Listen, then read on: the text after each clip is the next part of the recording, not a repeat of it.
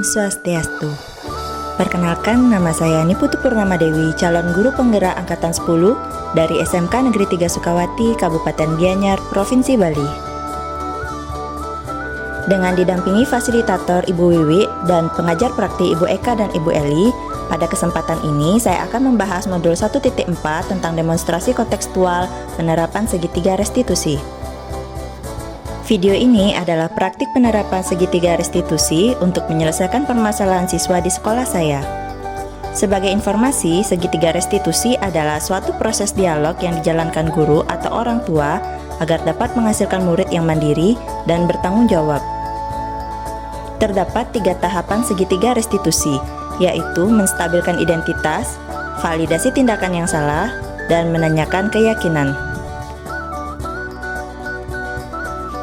Pada tahap menstabilkan identitas dilakukan berdasarkan prinsip membuat kesalahan adalah bagian dari proses pembelajaran yang nantinya akan menggeser identitas gagal ke identitas sukses. Selanjutnya, tahap validasi tindakan yang salah dilakukan dengan berdasarkan prinsip setiap perilaku berupaya memenuhi suatu kebutuhan tertentu. Guru akan bergeser dari pemikiran stimulus respon menjadi proaktif, sehingga dengan mengenali dan mengakui kebutuhan murid akan memperbaiki hubungan dengan murid. Tahap terakhir adalah menanyakan keyakinan. Pada tahap ini, murid akan diberikan pertanyaan-pertanyaan bermakna untuk memunculkan motivasi secara intrinsik, sehingga mampu mengaitkan keyakinannya dengan tindakan yang salah. Kasus pertama. Uraian kasus. Indra adalah murid seni pertunjukan. Ia tidak terima pekerjaannya selalu dicontek oleh temannya Gus Panji. Hingga suatu hari Gus Panji memaksa mengambil buku tugas Indra dan membuat Indra marah dan tidak bisa menahan emosinya. Berikut skenario penanganannya menggunakan segitiga restitusi. Ya, tadi Miss dapat laporan dari guru BK katanya kalian habis bertengkar. Apakah benar? Nah, Oke, bisa diceritakan apa permasalahannya? ini Miss, dia nyontek pekerjaan saya, Miss. Oh, ada PR, ada tugas hari ini. Iya. Oke. Baik, apakah Gus Panji benar mencontek pekerjaannya Indra? Benar Bu, tapi kan dikit aja Bu. Kenapa alasannya Gus Panji kenapa mencontek pekerjaannya Indra? Karena saya belum buat. Oke. Lalu Indra setelah Gus Panji tadi mencontek pekerjaannya Indra, bagaimana dan apa yang Indra lakukan terhadap Gus Panji? Saya mengelak, Bu, mengelak. Itu dia melawan, maksa dia agar dapat nyontek, Kemudian? berantem tadi. Oh, begitu. Apakah benar seperti itu? Ya Bu, dia nggak ngasih contek Bu. Oke, ini luruskan di sini. Berarti Gus Panji tidak membuat tugas, lalu ingin meminjam pekerjaannya Indra. Ya, tapi Indra tidak mengizinkan. Apakah benar seperti itu? Ya Bu. Ya. Lalu karena Indra tidak mengizinkan, akhirnya Gus Panji memaksa dan melakukan ada memukul tadi. Enggak Bu. Enggak, cuma memaksa buku saja, mengambil buku saja. Oh, begitu. Kalau Indra tadi hanya menarik buku saja, berarti ya supaya tidak dicontek oleh Gus Panji.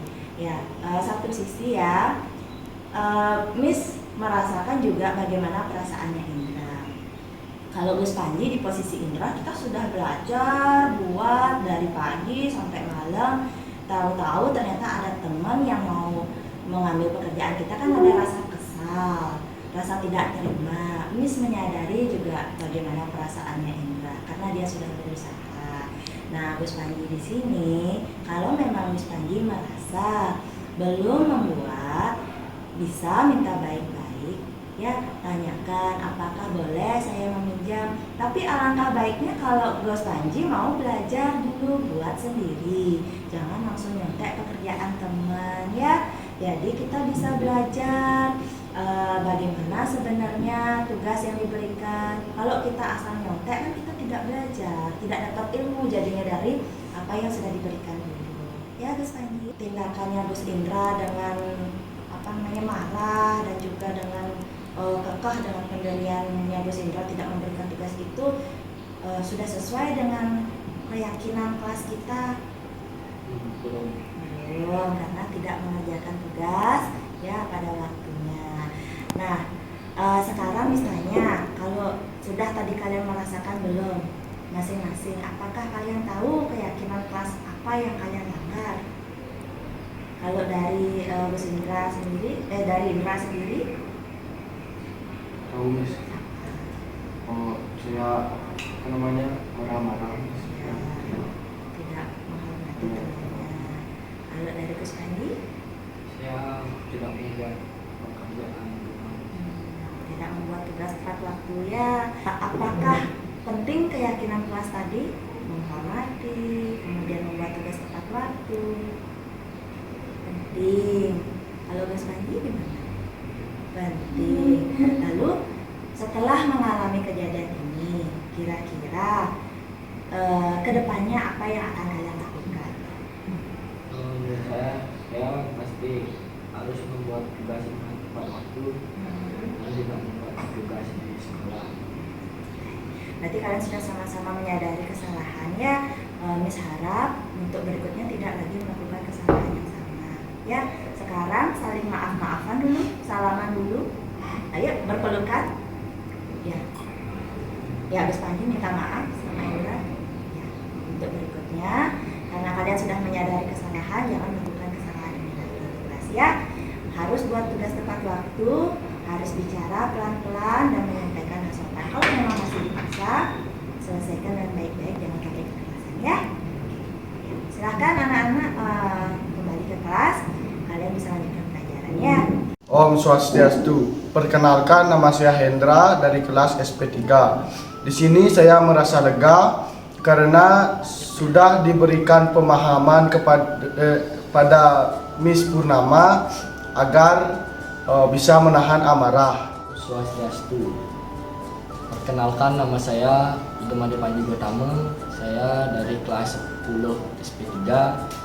Saya menyadari kesalahan saya, yaitu tidak membuat tugas di rumah, atau bisa dibilang saya membuat tugas di sekolah, dan saya berjanji tidak akan mengulangi hal tersebut dan saya akan membuat tugas dengan tepat waktu sebagaimana mestinya.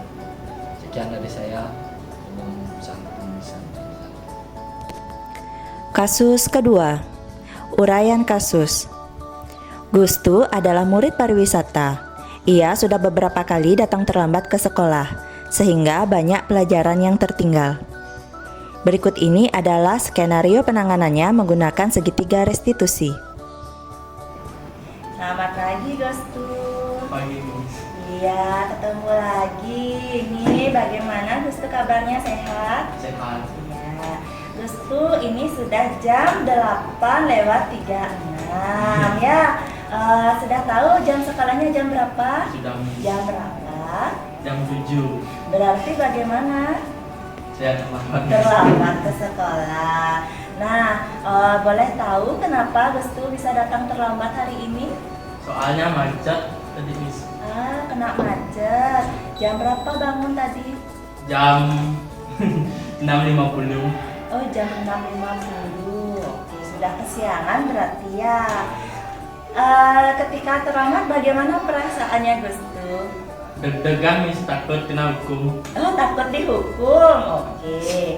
Nah, sekarang Miss juga bisa merasakan ya kalau kita sudah datang terlambat, terus nanti dimarah sama guru di sekolah, kan rasanya kita takut, rasanya kita khawatir nanti kita dihukum.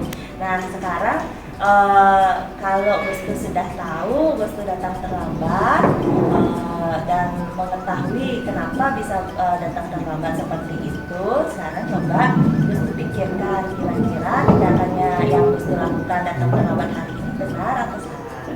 Salah, Miss. Salah. Berarti ada keyakinan kelas kita yang Gustu langgar kan? Nah, apa keyakinan kelas kita? Oh, karena saya terlambat, jadi pembelajaran di kelas terganggu. Berarti apa? Harus datang Lebih awal. ya lebih awal kalau bisa, kalau tidak bisa ya minimal tepat Wah. waktu. Itu tadi yang sudah dilanggar untuk keyakinan kelasnya. Sekarang Miss mau tanya, apakah menurut Gustu keyakinan kelas kita untuk datang tepat waktu itu penting? Penting Kenapa? karena biar guru itu supaya lebih senang mengajar ketika kita tepat waktu. Oke, itu kan untuk gurunya. Kalau untuk Gustu, kalau datang lebih awal itu bagaimana? Supaya tidak tertinggal pelajaran. Ya, satu supaya tidak tertinggal pelajaran. Yang kedua supaya tidak tergesa-gesa di jalan. Karena ya yang seperti kita tahu angka kecelakaan di Bali itu tinggi sekali. Ya, dan sebagian besar itu didominasi oleh murid. Karena apa? Karena tergesa-gesa di jalan. Nah, supaya hal itu tidak terjadi atau menimpa kita, usahakan kalau ke sekolah itu kita lebih awal. Jadi tidak sampai tergesa-gesa di jalan, ya. Jadi nanti di jalannya sampai rasa berusuh seperti itu kan membahayakan diri sendiri dan membahayakan orang lain juga. Ya.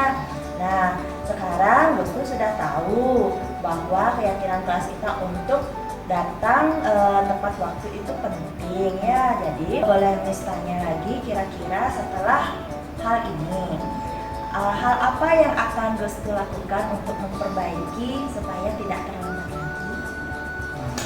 Saya akan memperbaiki diri saya supaya tidak bergadang dan juga bangun lebih awal dan masuknya tepat waktu.